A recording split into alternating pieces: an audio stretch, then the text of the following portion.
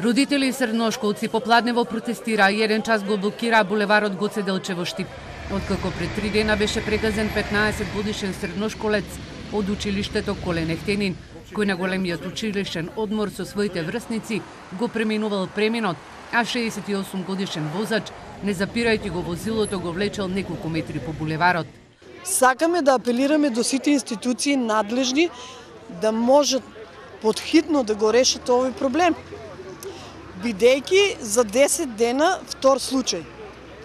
Девојче прегазено со мали повреди, а детето што беше прегазено во петок, сериозно, со 4 операции на мозокот, и се молиме за негово брзо оздравување. Мора подхитно да се преземе нешто за заштита над нашите деца.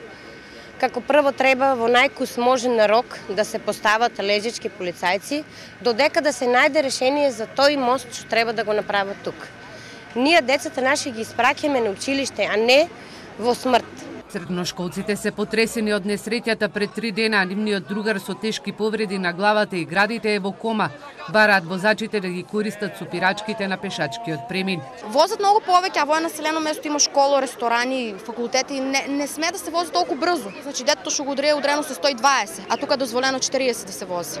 Имате ли често полиција тука да го контролира патот или школите? Па имама многу ретко. Многу ретко нема и не се ни почитува џабе, полиција стоја таму, они тука минат. Ние стоиме на пешички, не те пушта да поминеш. Едната лента ќе застане, другата помине. Така и беше и случајот некна. Од десната страна застана, а од левата страна го ударија детето.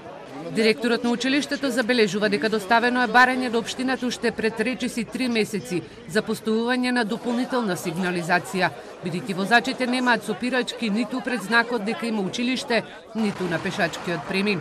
Уште на 4 септември оваа година пуштив барање до Одделот за комунални дејности при општина Штип за појачување на вертикалната и хоризонталната сигнализација на оваа улица.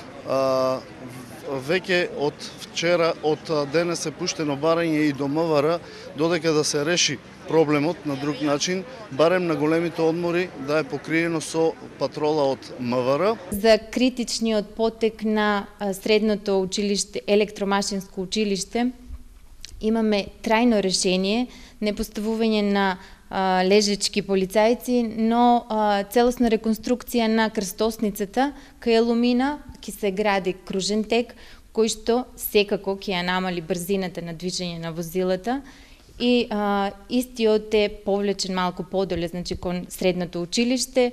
Родителите се категорични дека доколку до петок не се постави лежички полицаец пред училиштето и кај природно-техничките факултети, а општината веднаш да почне со проектот за изградба на пешачки мост, во понеделник најавуваат дека нема да ги пуштат децата на училиште. Инаку по блокирањето на булеварот, средношколците попладнево маршираа низ улиците, извикувајќи возете внимателно.